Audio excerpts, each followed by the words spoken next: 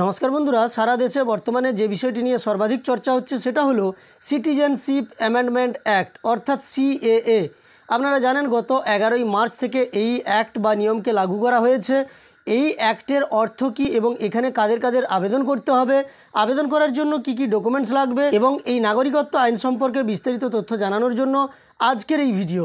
তাই অনুরোধ করব ভিডিওটি আপনারা অবশ্যই শেষ পর্যন্ত দেখবেন।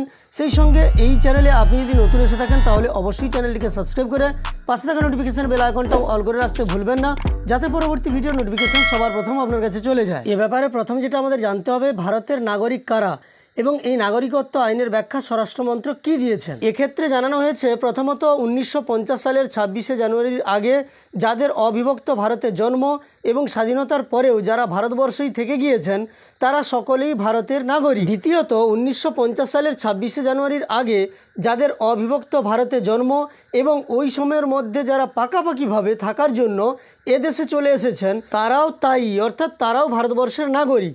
এবং তৃতীয়ত জানানো যেটা হয়েছে, 1950 সালের 26শে জানুয়ারি থেকে 1987 সালের 1 জুলাইয়ের আগে যারা ভারতে জন্মেছেন তারা সকলেই ভারতের নাগরিক। 4 নম্বর পয়েন্টে যেটা বলা হয়েছে, 1987 সালের 1 জুলাই থেকে 2004-এর ডিসেম্বরের মধ্যে এদেশে যাদের জন্ম তাদের বাবা মায়ের মধ্যে অন্তত একজন ভারতের নাগরিক হলেই তিনি ভারতীয়। এবং 5 নম্বর বা শেষ পয়েন্টে যেটা জানানো হয়েছে, 2004 সালের 3রা ডিসেম্বর কিংবা তারপরে যাদের এদেশে জন্ম তাদের বাবা মা দুজনেই ভারতীয় হলে তিনিও এদেশের নাগরিক, কিন্তু বাবা মায়ের মধ্যে অন্তত একজন ভারতীয় নাগরিক না হলেই সন্তানের নাগরিকত্ব প্রশ্নের মুখে পড়বে। তো এক্ষেত্রে একটা প্রশ্ন আপনাদের মনে আসবে যে সিএএতে কাদের আবেদন করার প্রয়োজন নেই। এর উত্তরে যেটা জানানো হয়েছে, নাগরিকত্ব আইনের ব্যাখ্যায় 1 থেকে 4-এর মধ্যে যারা আছেন তাদের আবেদন করার প্রয়োজন নেই।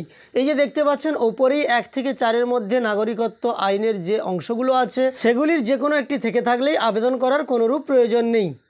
এবার পরের প্রশ্ন, সংশোধিত নাগরিকত্ব আইনে কাদের আবেদনের কথা ভাবতে হচ্ছে।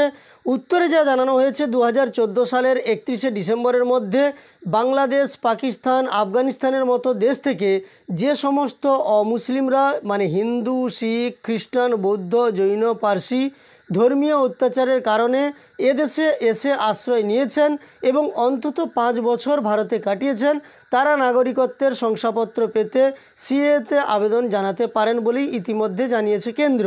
নাগরিকত্বের আইনের ব্যাখ্যায় যারা 5 নম্বরে অন্তর্ভুক্ত রয়েছেন তাদের আবেদনের কথা ভাবতে হতে পারে। এবার এক্ষেত্রে অনেকগুলো নথি চাওয়া হয়েছে। এই নথিগুলো যদি কারোর কাছে না থাকে তাহলে কি হবে? আবেদনকারীর কাছে যদি নাগরিকত্বের আবেদনের জন্য প্রামাণ্য নথি না থাকে তাহলে জেলা স্তরে থাকা যাচাই কমিটি বাড়তি নথি জমা দিতে বলতে পারেন, কিন্তু তারপরেও আবেদনকারী নথি দিতে না পারলে সেই আবেদন খারিজ হতে পারে। সেক্ষেত্রে ওই ব্যক্তিকে অনুপ্রবেশকারী হিসাবে ধরে নেওয়া হবে নাকি ফের আবেদনের সুযোগ দেওয়া হবে সেই বিষয়টি এখনও বিজ্ঞপ্তিতে একেবারে স্পষ্ট নয়। নাগরিকত্ব পাওয়ার প্রশ্নে ধর্ম একটি বড় বিষয়, কিন্তু কার ধর্ম কী তা কীভাবে প্রমাণ হবে? উত্তরে জানানো হয়েছে, পাকিস্তান, আফগানিস্তান, বাংলাদেশের এমন কোনো সরকারি নথি যাতে ধর্মের উল্লেখ আছে দিতে হবে একটি হলফনামাও। তাতে ওই ব্যক্তি যে ধর্মাবলম্বী হিন্দু, শিখ, বৌদ্ধ, জৈন, পার্সি, খ্রিস্টান তার প্রতিনিধিত্বকারী কোনো ধর্মীয় সংস্থার প্রধান লিখে দেবেন যে ভারতে আসা ওই ব্যক্তি আফগানিস্তান, বাংলাদেশ বা পাকিস্তান থেকে এসেছেন এবং তিনি কোন ধর্ম পালন করেন। এবার এই সিএএ আইনের খটকা কোথায়? ধর্মীয় নিপীড়নের শিকার হয়ে যারা কার্যত এক কাপড়ে এদেশে এসে আশ্রয় নিতে বাধ্য হয়েছেন তাদের সকলের কাছে আগের দেশের নথি থাকবে কি করে? যদি তা না থাকে তবে এখন কিভাবে তা জোগাড় করা সম্ভব? কোনো ব্যক্তি ধর্মীয় কারণে অত্যাচারিত হয়েই যে ভারতবর্ষে আশ্রয় নিয়েছেন তার প্রমাণ হবে কিভাবে? দ্বিতীয়ত, কোনো আবেদনকারী নিজেকে যে ধর্মাবলম্বী বলে দাবি করেছেন তিনি যে আদতে তাই সে কথা প্রমাণ হবে কিসের ভিত্তিতে? ধর্মীয় প্রতিষ্ঠান কিংবা ব্যক্তির কাছ থেকে ধর্ম সংক্রান্ত শংসাপত্র জোগাড়ের বাধ্যবাধকতা দুর্নীতির নতুন উৎস হয়ে দাঁড়াবে না তো? সিএএতে আবেদন করলে তিনি কি বিদেশি বা অনুপ্রবেশকারী হিসাবে গণ্য হবেন? সেক্ষেত্রে নথি দিতে না পারলে কিংবা আবেদন খারিজ হলে তার পরিণতি কী হবে? আবেদনের পরে নথির কারণে তা খারিজ হলে ভবিষ্যতে যে হেনস্থার মুখে পড়তে হবে না তার নিশ্চয়তা কোথায়? সংবিধানে যে দেশ ধর্মনিরপেক্ষ সেখানে ধর্মের ভিত্তিতে নাগরিকত্ব কেন, যা নিয়ে গোড়া থেকেই প্রশ্ন তুলছেন বিরোধীরা। এবার আবেদন করতে গেলে যে সমস্ত নথি লাগবে সেই সম্পর্কে আমরা পুঙ্খানুপুঙ্খ জেনে নেব। প্রথমত, আফগানিস্তান বা বাংলাদেশ বা পাকিস্তান সরকার কর্তৃক জারি করা পাসপোর্ট কপি, আফগানিস্তান বা বাংলাদেশ বা পাকিস্তান সরকারের ফরেইন রিজিওনাল রেজিস্ট্রেশন অফিসার মানে FRRO বা ফরেইনার্স রেজিস্ট্রেশন অফিসার FRO কর্তৃক ইস্যু করা রেজিস্ট্রেশন সার্টিফিকেট বা রেসিডেন্সিয়াল পারমিট, আফগানিস্তান বা বাংলাদেশ বা পাকিস্তানের স্কুল কলেজ বোর্ড বা বিশ্ববিদ্যালয় থেকে দেওয়া শংসাপত্র, আফগানিস্তান বা বাংলাদেশ বা পাকিস্তানের সরকারি অফিস বা এজেন্সি থেকে দেওয়া যে কোনো পরিচয়পত্র, সেই সঙ্গে আফগানিস্তান বা বাংলাদেশ বা পাকিস্তানের সরকারি অফিস থেকে ইস্যু করা যে কোনো লাইসেন্স বা শংসাপত্র, আফগানিস্তান বা বাংলাদেশ বা পাকিস্তানের জমি জমার কাগজপত্র বা ভাড়া থাকার নথি, এমন কোনো নথি যা প্রমাণ করে যে আবেদনকারীর বাবা অথবা মা অথবা ঠাকুরদা অথবা ঠাকুরমার মধ্যে কেউ আফগানিস্তান বা বাংলাদেশ বা পাকিস্তানের নাগরিক ছিলেন, এমন কোনো নথি দেখাতে হবে যাতে প্রমাণ করা যায় যে তিনি আফগানিস্তান বা বাংলাদেশ বা পাকিস্তান থেকে আগত।